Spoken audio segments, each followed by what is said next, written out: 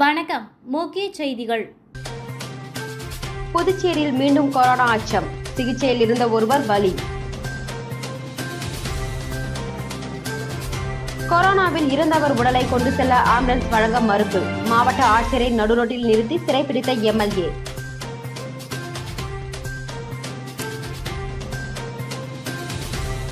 சிறுமிக்கு பாலியல் தொல்லை. போக்சோவில் கல்லூரி மாணவருக்கு 5 ஆண்டு சிறை.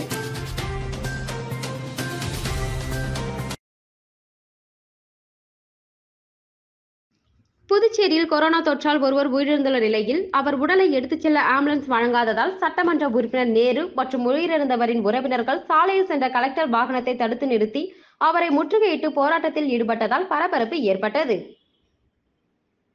புதுச்சேரி உருளையன்பேட்டை தொகுதிக்குட்பட்ட நேரு நகரை சேர்ந்த 55 வயது முதியவர் கோவிந்த். இவர் உடல்நிலை சரியில்லை என கடந்த 10 நாட்களுக்கு முன்பு அரசு மருத்துவமனையில் அனுமதிக்கப்பட்டார். அப்போது அவருக்கு கொரோனா தொற்று இருப்பதை உறுதி செய்த மருத்துவர்கள் அவரை தனிமைப்படுத்தினர். இந்த நிலையில் இன்று அவர் சிகிச்சை பலனின்றி உயிரிழந்தார். இதனையடுத்து அவரது உடலை உறவினர்களிடம் ஒப்படைக்காமல் மருத்துவமனை நிர்வாகம் அலைக்கழித்ததாகவும் மேலும் உடலை கொண்டு செல்ல ஆம்புலன்ஸ் தர மறுத்துள்ளனர். இது தொடர்பாக அவரின் உறவினர்கள் தொகுதி எம்எல்ஏ நேருவிடம் புகார் தெரிவித்தனர். அவர் மருத்துவமனை நிர்வாகத்தை தொடர்பு கொண்டபோது சரியான முறையில் பதிலளிக்கவில்லை என கூறப்படுகிறது. இதனையடுத்து நேரு எம்எல்ஏ தலைமையில் உறவினர்கள் மாவட்ட ஆட்சியரை சந்தித்து முறையிட சென்றபோது அவர் அலுவலகத்தில் இல்லாததால் திரும்பி வந்தனர். அப்போது வழியில் வந்த மாவட்ட ஆட்சியரின் காரை நிறுத்தி எம்எல்ஏ நேரு மற்றும் இறந்தவரின் உறவினர்கள் மாவட்ட ஆட்சியரிடம் கடும் வாக்குவாதத்தில் ஈடுபட்டனர். மேலும் காரின் முன்பு அமர்ந்து சாலை மறியலில் ஈடுபட்டனர். இதுகுறித்து தகவல் அறிந்து காவல்துறையினர் விரைந்து வந்து நேரு எம்எல்ஏ மற்றும் உறவினர்களை சமாதானப்படுத்தினர். மேலும் மாவட்ட ஆட்சியர் உடனடியாக நடவடிக்கை எடுப்பதாக உறுதியளித்ததை தொடர்ந்து போராட்டத்தை கைவிட்டு கலைந்து சென்றனர்.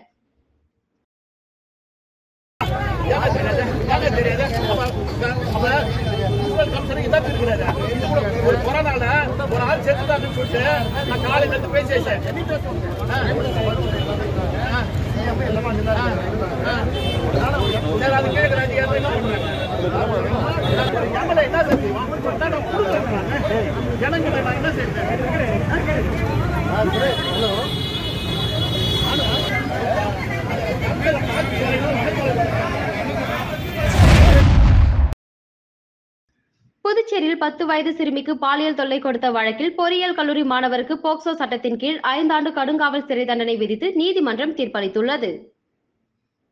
புதுச்சேரியை சேர்ந்த கூலி தொழிலாளி கடந்த 2022ஆம் ஆண்டு ஜூலை மாதம் வீட்டின் கதவை திறந்து வைத்துவிட்டு 10 வயது மகளுடன் உறங்கியுள்ளார்.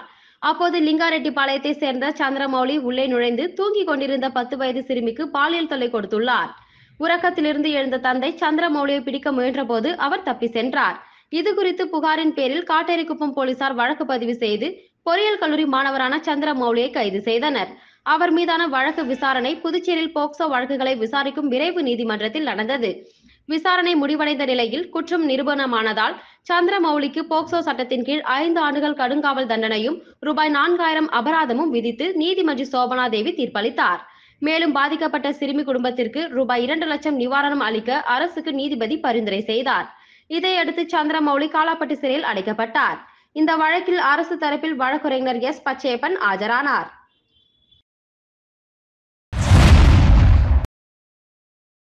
காரைக்காலில் இளம்பெண் தூக்கிட்டு தற்கொலை. பெண் இறப்பில் சந்தேகம் இருப்பதாக கணவர் மீது பெற்றோர் புகார்.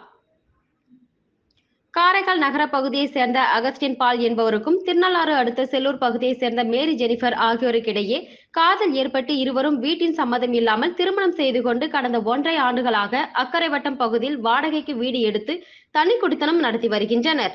இந்த நிலையில் கடந்த 24ஆம் தேதி காரைக்கால் மீன்பிடித்து துறைமுகத்தில் டிரைவராக வேலை செய்து வரும் அகஸ்டின் பால் தனது வேலையை முடித்துக் கொண்டு காரைக்கால் பகுதியில் உள்ள துணிக்கடை ஒன்றில் வேலை செய்யும் தனது மனைவியான மேரி ஜெனிஃபரை அழைத்துக் கொண்டு வீட்டிற்கு சென்று கிறிஸ்துமஸ் என்பதால் தேவாலயத்தில் நடைபெற்ற பூசையிலும் கலந்து கொண்டு வீடு திரும்பியுள்ளனர்.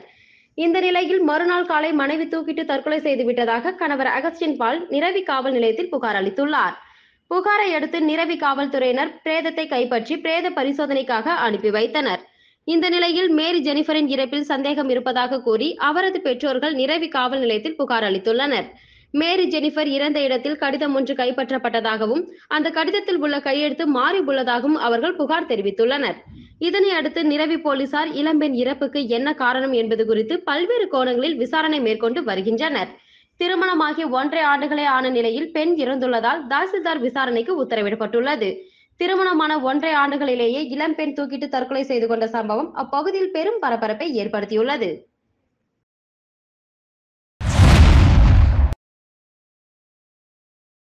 புதுச்சேரியில் 10ஆம் வகுப்பு +1, +2 பொதுத் தேர்விற்கு விண்ணப்பிக்க தனித்தேர்வர்களுக்கு அழைப்பு விடுக்கப்பட்டுள்ளது.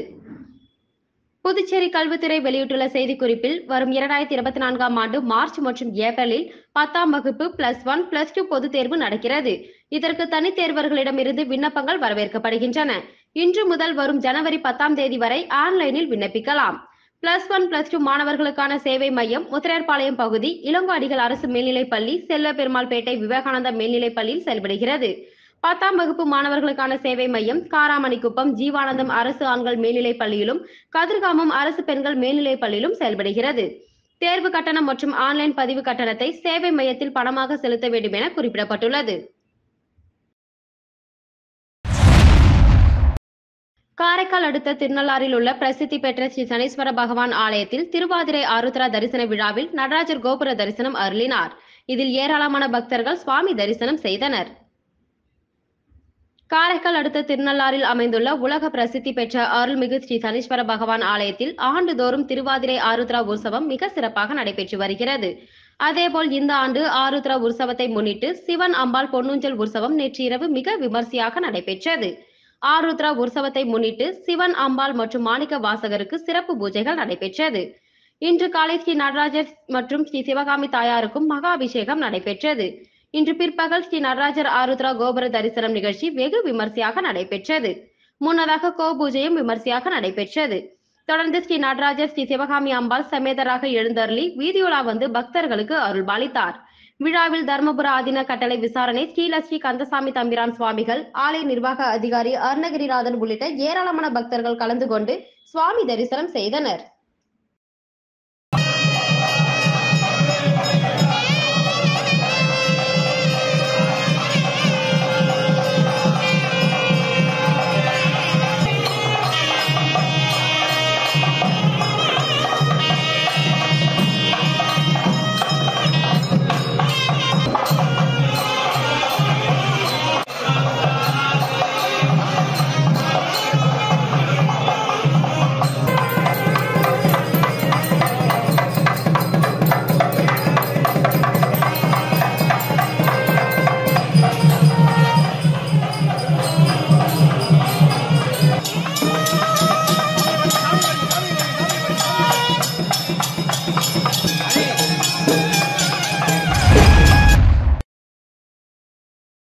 அரும்பார்த்தபுரத்தில் தேசிய நெடுஞ்சாலை விரிவாக்க பணியால் பாதிக்கப்பட்ட சாலையோர மக்களை நேரில் சந்தித்த எதிர்க்கட்சித் தலைவர் சிவா அவர்கள் அதிகாரிகளுடன் ஆய்வு செய்து அம்மக்களின் குறைகளை நிவர்த்தி செய்தார்.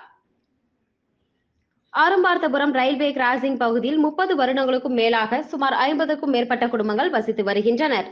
அவர்கள் தங்களுக்கு பட்டா வழங்க வேண்டும் என்றும் தொடர்ந்து அரசை வலியுறுத்தி வருகின்றனர். இந்த நிலையில் நெடுஞ்சாலைத்துறை மூலம் 100 அடி சாலை விரிவாக்க பணி நடைபெற்று வருகிறது. அதில் சாலையில் இருபுறமும் வாய்க்கால் அமைப்பதற்காக பள்ளம் தோண்டியும் மின்கம்பங்களை அகற்றியும் உள்ளனர். இதனால் அப்பகுதியில் போக்குவரத்துக்கு வழி இல்லாமலும் மின் விநியோகம் தடைபட்டும் அங்கு வசிக்கும் மக்கள் பாதிக்கப்பட்டனர். இதுகுறித்து பாதிக்கப்பட்ட மக்கள் தொகுதி சட்டமன்ற உறுப்பினரும் சட்டமன்ற எதிர்க்கட்சி தலைவருமான சிவா அவர்களிடம் முறையிட்டனர். அதனைத் தொடர்ந்து அரும்பார்த்தபுரம் பகுதிக்கு நேரில் சென்ற எதிர்க்கட்சி தலைவர் சிவா அவர்கள் பொதுப்பணித்துறை, மின்துறை, நில அளவை பதிவேடுகள் துறை அதிகாரிகளுடன் ஆய்வு மேற்கொண்டார். அப்போது அங்கு வசிக்கும் மக்களுக்கு மின் விநியோகம் கொடுக்கவும் அவர்களின் போக்குவரத்திற்கு வழிகாணவும் அதிகாரிகளை கேட்டுக்கொண்டார்.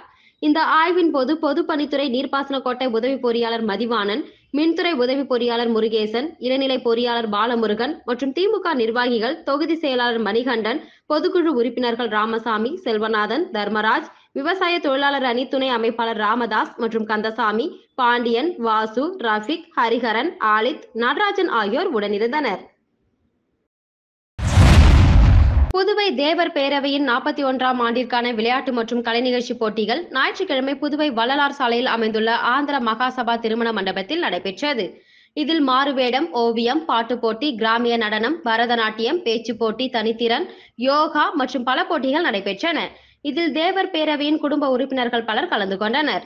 இதில் வெற்றி பெற்ற போட்டியாளர்களுக்கு வருகின்ற 7ஆம் தேதி ஹோட்டல் ராம் இன்டர்நேஷனல் நடைபெற இருக்கும் முப்பெரும் விழாவில் பரிசுகள் வழங்கப்பட உள்ளது.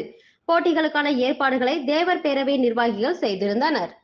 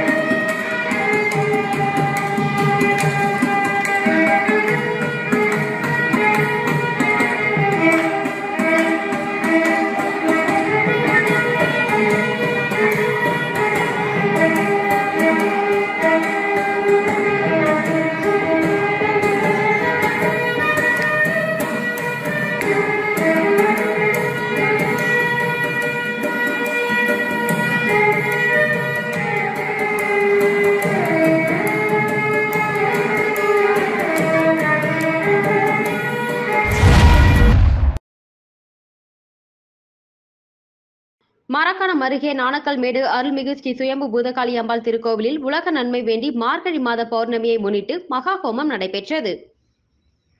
விழுப்புரம் மாவட்டம் வானூர் சட்டமன்ற தொகுதிக்குட்பட்ட மரக்காணம் அருகே உள்ள நாணக்கல்மேடு கிராமத்தில் அமைந்துள்ள ஸ்ரீ சுயம்பு பூதகாளி அம்பாள் திருக்கோவிலில் மார்கழி மாத பௌர்ணமி தினத்தை முன்னிட்டு உபயதாரர் விழுப்புரம் சட்டமன்ற உறுப்பினர் லட்சுமணன் மகாலட்சுமி குடும்பத்தினர் ஏற்பாட்டில் உலக நன்மை வேண்டி மகா யாகசாலை ஹோமம் நடைபெற்றது. அதனைத் தொடர்ந்து அம்மனுக்கு பால், தயிர், சந்தனம், இளநீர், பன்னீர், பழங்கள், பஞ்சாமிர்தம், தேன் உள்ளிட்ட பல்வேறு திரவியங்களால் அபிஷேகம் செய்யப்பட்டது. நிகழ்ச்சிக்கான ஏற்பாடுகளை முன்னாள் வானூர் ஒன்றிய பெருந்தலைவர் VMR சிவா தலைமையில் பக்தர்கள் சிறப்பாக செய்திருந்தனர். இந்த நிகழ்ச்சியில் ஊராட்சி மன்ற துணைத் தலைவர் புருஷோத்தமன், முன்னாள் கிராம நிர்வாக அலுவலர் மணிமாறன், நடுபழனி, பெருங்கருணை சக்திவேல், கீழ்குத்தப்பாக்கம் ஐயப்பன், அருள்மிகு ஸ்ரீ சுயம்பு பூதகாளி அம்பாள் திருக்கோவில் மகளிர் சேவை குழுவினர் உட்பட சுற்று வட்டாரத்தை சேர்ந்த ஏராளமான பொதுமக்கள் கலந்து கொண்டு சிறப்பித்தனர். இதனைத் தொடர்ந்து விழாவில் கலந்து கொண்ட பக்தர்கள் அனைவருக்கும் இரவு உணவு வழங்கப்பட்டது.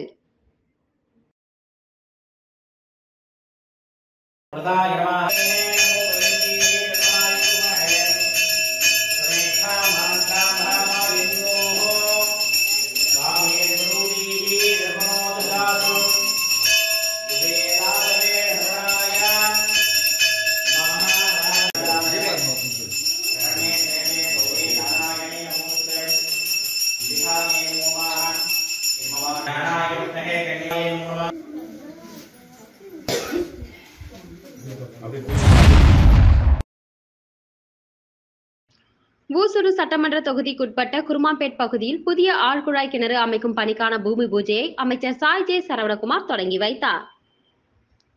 புதுச்சேரி மாநிலம் வில்லியனூர் கொம்யூன் ஊசுடு சட்டமன்ற தொகுதிக்குட்பட்ட குருமாம்பேட் மற்றும் அதனை சுற்றியுள்ள மக்களின் குடிநீர் பற்றாக்குறையை போக்கும் விதமாக குருமாம்பேட் பகுதியில் புதிய ஆழ்குழாய் கிணறு அமைக்கும் பணிக்கான பூமி பூஜை ரூபாய் 6,75,000 மதிப்பீட்டில் நடைபெற்றது.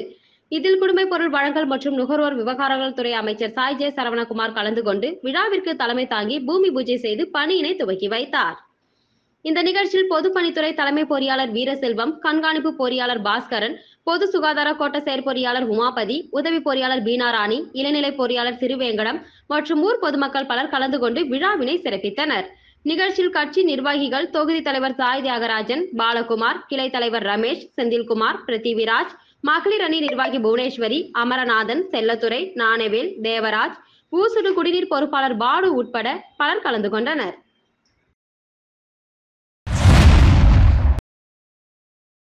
மேட்டுப்பாளையம் அருள்மிகு ஸ்ரீ களம்காத்த கருமாரியம்மன் ஆலயத்தில் மார்கழி மாத பௌர்ணமியை முன்னிட்டு தீச்சட்டி எடுத்தல் விழா மற்றும் மூஞ்சல் உற்சவம் நிகழ்ச்சியில் திரளான பக்தர்கள் கலந்து கொண்டு சுவாமி தரிசனம் செய்தனர். புதுச்சேரி மாநிலம் உழவர்கரை நகராட்சி மேட்டுப்பாளையம் பகுதியில் அமைந்துள்ள அருள்மிகு ஸ்ரீ களம்காத்த கருமாரியம்மன் ஆலயத்தில் மார்கழி மாத மகா பௌர்ணமியை முன்னிட்டு தீச்சட்டி எடுத்தல் விழா மற்றும் மூஞ்சல் உற்சவம் நடைபெற்றது. முன்னதாக காலை 7:30 மணிக்கு அம்மனுக்கு சிறப்பு அபிஷேகமும், மாலை 7 மணி அளவில் அம்மனுக்கு விசேஷ அலங்காரத்துடன் சிறப்பு தீபாராதனையும் நடைபெற்றது. இதனைத் தொடர்ந்து இரவு 7:30 மணி அளவில் பம்பை வாத்தியத்துடன் தீச்சட்டி எடுத்தல் நிகழ்ச்சி வெகு சிறப்பாக நடைபெற்றது. இதில் திரளான பக்தர்கள் கலந்து கொண்டு தீச்சட்டி எடுத்து தங்களது வேண்டுதலை நிறைவேற்றினர். தொடர்ந்து சுவாமி உட்புறப்பாடு நடைபெற்றது. இதனைத் தொடர்ந்து இரவு 8 மணி அளவில் அம்மனுக்கு ஊஞ்சல் உற்சவ விழா நடைபெற்றது. இதில் திரளான பக்தர்கள் கலந்து கொண்டு ஊஞ்சல் உற்சவத்தினை கண்டுகளித்தனர். தொடர்ந்து விழாவில் கலந்து கொண்ட பக்தர்கள் அனைவருக்கும் இரவு அன்னதானம் வழங்கப்பட்டது. நிகழ்ச்சிக்கான ஏற்பாட்டினை ஆலய நிர்வாக குழுவினர் மற்றும் ஊர் பொதுமக்கள், இளைஞர்கள் சிறப்பாக செய்திருந்தனர். மீண்டும் முக்கிய செய்திகள். புதுச்சேரியில் மீண்டும் கொரோனா அச்சம். சிகிச்சையில் இருந்த ஒருவர் பலி.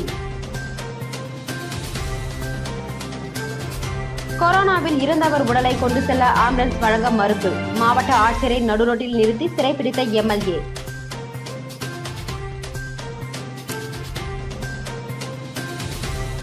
சிறுமிக்கு பாலியல் தொல்லை. போக்சோவில் கல்லூரி மாணவருக்கு 5 ஆண்டு சிறை.